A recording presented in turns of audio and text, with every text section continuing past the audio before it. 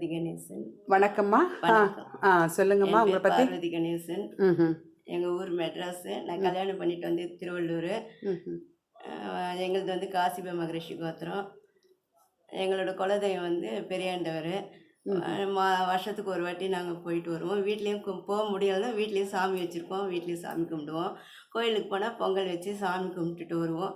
எங்கள் பசங்களுக்கு எங்கள் பேரன் பேத்திக்கெலாம் கூட அங்கே போய் மொட்டை அடித்து காது குத்திட்டு சாமி கும்பிட்டு வந்தோம். பெரியாண்டவர் கும்பிட்டு வருவோம்.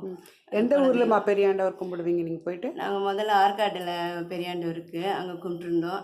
திருநிலைன்ற செங்கல்பட்டு கிட்டே இருக்குது திருநிலை. அங்கே போய் சாமி கும்பிட்டு வந்தோம். முதல்லலாம் எங்கள் பசங்களுக்கெலாம் அப்போ குலதெய்வம் எங்கன்னு தெரியாது எங்களுக்கு. அதில் பெரியாண்டவர் எங்கள் சின்ன மாமனாரில் அந்த பெரியகுப்பத்தில் இருக்காங்க. அங்கேயே வீட்டிலேயே சாமி கும்பிடுவோம். பிள்ளையார் பிடிச்சி வச்சுட்டு வீட்டிலேயே சாமி கும்பிடுவோம், கும்பிட்டுட்டு வருவோம். அப்புறம் குலதெய்வம் தெரிஞ்ச அப்புறமா கோயிலில் போயிட்டு சாமி கும்பிட்டு வருவோம். வருஷத்துக்கு ஒரு வாட்டி போயிட்டு. என்னென்ன வாங்கிட்டு போவீங்க?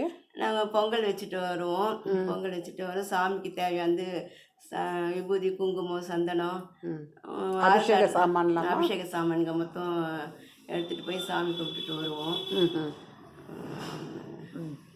சாமி கும்பிட்டு பிரசாதம் சக்கரை பொங்கல்லாம் எடுத்துகிட்டு போவீங்களா? அங்கே போய் நாங்கள் வெண்பொங்கல் தான் வைக்கிறது பழக்கம். வெண்பொங்கல் வச்சு சாமி கும்பிட்டுட்டு சாமிக்கு நைவேத்தியம் காமிச்சிட்டு சாமி கும்பிட்டு வருவோம். வீட்டுக்கு கொண்டு வந்து கும்பிட்டு அப்புறம் சாப்பிடுவீங்களா? அங்கேயே சாப்பிடுவீங்களா? வீட்டில் கொண்டு வந்துட்டு கற்பூரம் ஏற்றிட்டு நாங்கள் சாமி கும்பிடுவோம். வீட்டில் எல்லோரும் சாப்பிடுவோம்.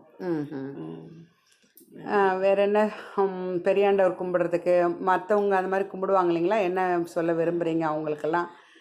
குலதெய்வம் பெரியாண்டவர் ரொம்ப வருஷமாக எங்கே இருக்க கோவில்னு ரொம்ப தெரியாது இருந்தது. இந்த டிவி ப்ரோக்ராம் அது இது பார்த்துட்டு நாங்கள் போயிட்டு ஆற்காட்டிலே போய் பார்த்துட்டு வந்தோம். காஞ்சிபுரத்துலேயும் இருக்குது பெரியாண்டவருக்கு, அங்கேயும் போய் பார்த்துருக்கோம். இப்போ திருநிலையில் போயிட்டு போன வாரம் தான் போய் சாமி கும்பிட்டுட்டு வந்தோங்க. பொங்கலுக்கு சாமி கும்பிட்டு வந்தோம். மற்ற கோவிலுங்களுக்கெல்லாம் போயிருக்கீங்களா நீங்கள்? 108 திவ்ய தேசம் நிறைய போயிருக்காங்க. சிவன் கோவில் 108 திவ்யசம்லாம் நிறைய அழைச்சிட்டு போயிருக்காங்க. திருச்சி, கோயம்புத்தூர், மதுரை அந்த பக்கம்லாம் அழைச்சிட்டு போயிருக்காங்க. நிறைய கோயில் பார்த்துருக்கோம்.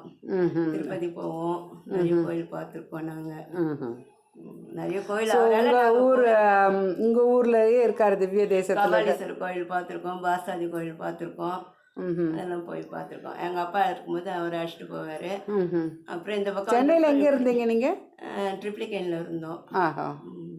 ஸோ பார்த்தசாரதி பெருமாள் கிட்ட வைகுண்ட ஏகாதசி ரொம்ப விசேஷம், அதை பார்த்துருப்பீங்க. அதெல்லாம் பார்த்துருக்கோம். பகல் 10 அதுவும் பார்த்துருப்பீங்க. மோகினி அவதாரம் தான் ரொம்ப அழகாக இருக்கும் பார்த்தசாரதி பார்க்குறதுக்கு.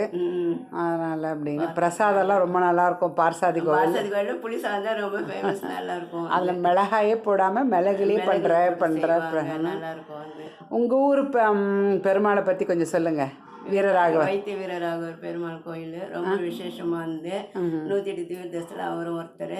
நல்ல இது அமாவாசைக்கெல்லாம் வருவாங்க ஜனங்க. நம்ம வேண்டியதை என்ன வேணும், நமக்கு என்ன தேவையோ அது வேண்டணும்னா நல்ல நிச்சயம் கிடைக்கும். 3 அமாவாசைக்கு வந்துட்டு போவாங்க ஜனங்க. நல்ல விசேஷமாக வந்து பெருமாள். இங்கே என்ன பிரசாதம் ரொம்ப ஃபேமஸ்? இங்கே புளி சாதம். பெருமாள் கோயில்னாவே புளி சாதம் தான், எல்லாம் ரொம்ப நல்லா இருக்கும். அதனால என்ன இங்கேயும் திருவிழாலாம் பார்த்துருக்கீங்களா? தேர் உற்சவம் எல்லாம் பார்த்துருக்கீங்க? 10 நாள் உற்சவம் நடக்கும், எல்லாம் பார்த்துருக்கோம் நாங்கள். நல்ல விசேஷமாக நல்லா நடத்துவாங்க. ரொம்ப நன்றிங்கம்மா, நீங்கள் உங்கள் இன்ஃபர்மேஷன் ஷேர் பண்ணதுக்கு.